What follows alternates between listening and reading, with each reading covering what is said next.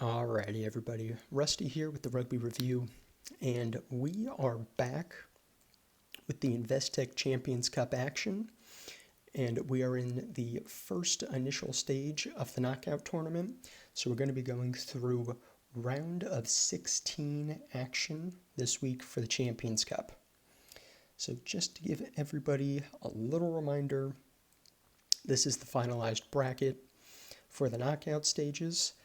And we're going to look just a little bit closer. And so our first matchup at the top on the left side of the bracket here is Bordeaux versus Leicester. Underneath that, we have Toulouse versus Bristol. Underneath that game, we have Bath versus Saracens. And then the last game, or the bottom game on this half of the bracket, is Northampton versus Castres Olympique. To the other side of the bracket, at the very top, we start with a URC matchup between Glasgow and the Vodacom Bulls. Underneath that, we have Toulon versus the Stormers.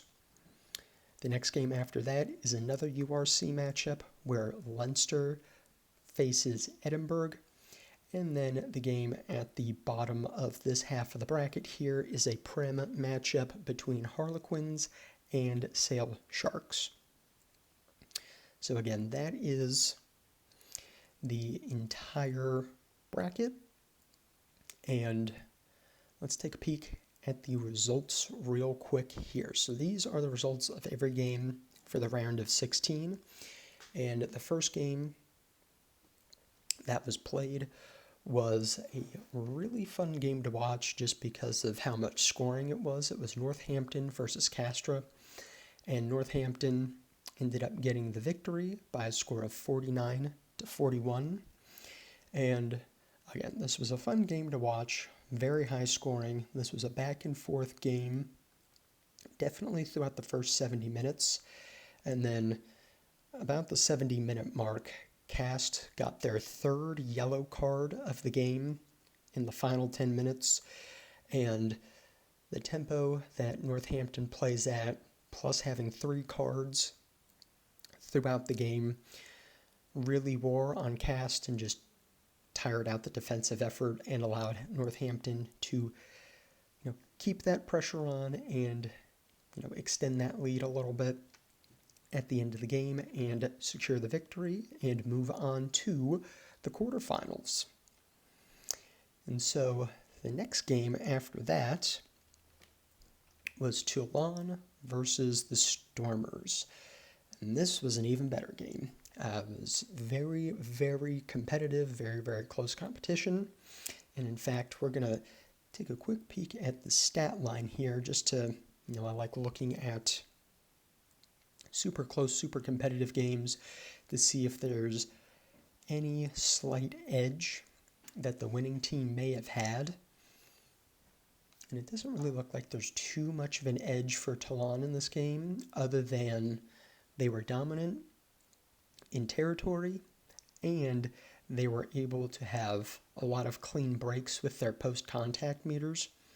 So 60% territory advantage for Toulon in this game, playing a lot of rugby in the Stormers' half of the field. In addition, they were able to create 8 clean break opportunities, Toulon was, with 21 missed tackles for the Stormers. So again, this was an incredible game, went back and forth for the entire 80 minutes, and I think the Stormers will be thinking to themselves that they had a missed opportunity, because the Stormers did have a chance at the very end of the game to take a drop goal attempt, try and score 3 points, try and secure the victory, but instead they tried to go for a try at the very end of the game. I think, if I remember correctly, Toulon got an untimely yellow card at the end of the game as well. So Stormers were trying to use that man advantage to be able to try to score a try at the end of the game. Didn't happen, didn't work out that way. Toulon actually held up the player in the end zone, and that was the end of the game. So again, super fun, super exciting game to watch. Toulon just had the edge, and so Toulon gets to move on to the quarterfinals of the Champions Cup. So now let's go back to all the final results here. And the following game that happened after Toulon Stormers was Bath versus Saracens. And a lot of these games, super competitive through 60, 70 minutes. And then one team was just able to keep that intensity up for the last 10, 20 minutes and able to secure the victory. And this is one of those situations where it's a very close game, very competitive game for the most part. Both teams were getting yellow cards throughout the game, so there's a touch of ill discipline on the part of both teams. But Bath was able to keep up their intensity during the course of the game, able to keep up that pressure that they were putting on Saracens, and then Bath was able to score a couple of late tries at the end of the game to extend the lead and really secure their victory. The next game after that, Toulouse versus Bristol. This was one of two games that were just gigantic blowouts. So this game started off with Bristol scoring really quickly. They scored a try within like 5 minutes or so. And the try that Bristol scored woke Toulouse up, and then Toulouse just went rampaging for the next 75 minutes. Again, it was just quick score by Bristol, absolute and utter domination by Toulouse for the rest of the game. I will give Bristol a little bit of credit where credit is due. They kept up the fight for the full 80 minutes and then, scored a few tries in the second half of the game, kind of, save face a little bit. But this was hugely dominant performance by Toulouse, almost a statement win. And so, kind of unsurprisingly, Toulouse makes it into the quarterfinals of the Champions Cup. Now, our next game was significantly more competitive, much more fun to watch.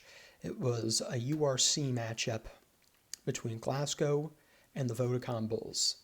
So we're actually going to look at the stat sheet here as well. And so one thing I want to say is elements definitely were at play here. It was very rainy, very windy, so it's not really a surprise to see both teams have a lot of turnovers lost. There was a lot of handling errors during the course of the game. Glasgow had 16 turnovers lost. Bulls had 11 turnovers lost. Again, just a byproduct of it being wet, rainy, ball slippery type of day. But this was a fun game to watch. This was physically intense, very physical aggressive by both teams, as you could imagine. Back and forth throughout the whole game. And it looked like Glasgow was going to kind of start pulling away during the course of this game, but Bulls had a late score to bring them back within 2 points or so, and then a last minute penalty on the Bulls allowed Glasgow to run the rest of the game clock all the way down, kick a penalty kick, get an extra 3 points, build that lead just a little bit more, and just waste the last 30 seconds of the game to secure the victory. So, again, super fun game to watch, super close, super competitive game. Glasgow just had the edge over the Bulls in this particular game, and I think the stats that kind of showcase Glasgow having just a very, very, very slight edge in this game happens with tackles missed and meters gained. So the Bulls had 23 tackles missed during the course of this game to just 9 for Glasgow. Glasgow was able to take advantage of that, It had 230 meters gained to just 118 for the Bulls. So higher number of missed tackles for the Bulls, allowing Glasgow to have more running meters during the course of the game, I think gave Glasgow just that little extra opportunity, put the Bulls under that little bit of pressure to play defense well, to not give up too many more points, which allowed Glasgow to have that scoring lead. So, good game by Glasgow. Again, super fun game to watch. So good job by Glasgow securing the victory and being able to make it on to the next round. So here we go back to the final results. So our next game after Glasgow Bulls was the Prem matchup between Harlequins and Sale Sharks here. And first half, absolutely dominated by Sale, and it was a very wide open running game of rugby in the first half. Again, that Sale was completely dominant in the first half. I don't think Harlequins scored a point until the second half. And Sale was able to build and establish a lead in the first half. And despite the best efforts of the Harlequins in the second half, Sharks maintained their lead, held their lead, secured the victory, and was able to move on to the quarterfinals of the tournament. And so our last two games, the first one was Bordeaux versus Leicester. And I'm going to kind of hold off on talking about this one for a second because we're going to look at the stat line for it just for entertainment's sake. And so the last game that was played during this week was another URC matchup where we had Leinster versus Edinburgh. And so I don't think, out of all due respect to the Edinburgh fans, I don't think this Leinster-Edinburgh results comes as a surprise to much of anybody, where Leinster won by a score of 49-31. Again, just a game where everybody probably expected Leinster to take home the victory. Playing at home in Dublin, have home field advantage, and so Leinster obviously used home field advantage to their advantage and secured the victory over Edinburgh and was able to move on to the quarterfinals. Now let's go back to the Bordeaux-Leicester game because we're going to look at the stat line with that, and sometimes it's also fun to look at the biggest blowouts of the week just to see how dominant the better team was. And so if anybody watches the French League, the top 14, you know that Bordeaux, along with Toulouse, is one of the top teams in France right now. And Bordeaux has a very wide open, fast-paced game. And if your defense isn't on it, Bordeaux will they'll start running on you, and they will not stop running on you until the very end of the game. And so I think that's partially what we're going to see as we kind of go through the stat line here, is Bordeaux offensively just overwhelmed Leicester defensively and just was able to score tries essentially almost at will this game. So if we start at the top, right, Bordeaux scored 9 tries to just 2 for Leicester. Bordeaux dominated in the possession stat, not so dominant in the territory stat, but I think the territory stat being closer to even than the possession stat is the fact that Bordeaux probably was very quick to score their tries when they were in Leicester's territory. So Bordeaux wasn't spending a lot of time in Leicester territory. They were just getting into Leicester's half, scoring quickly, and then rebuilding with the next phase of play. And so, sometimes in these situations, you'll also see the team that's getting beat pretty badly also have to make a lot of tackles defensively. Just have to put in a huge defensive effort. And That was not necessarily the case this week. Bordeaux barely had to make any tackles at all. Bordeaux only made 60 tackles during the course of this game. And, despite the heavy possession stat in favor of Bordeaux, Leicester wasn't really under too much defensive pressure, having to make a boatload of tackles. And that's probably because Leicester also missed 47 of the 119 tackles. So Leicester made 119 tackles and then missed 47. Out of the 47 missed tackles by Leicester, that ended up in 21 clean breaks for Bordeaux with 544 post-contact meters. Again, just to kind of emphasize the offensive domination that Bordeaux had during the course of this game, missed tackles, post-contact meters, plus clean breaks, I think will send home that picture pretty clearly. So good win, very dominating win by Bordeaux, which allows them to move on to the quarterfinals. So speaking of the quarterfinals, let's take a look at the quarterfinals brackets. And so here we have all the games that will be played this weekend. We have a lovely top 14 matchup between Bordeaux and Toulouse.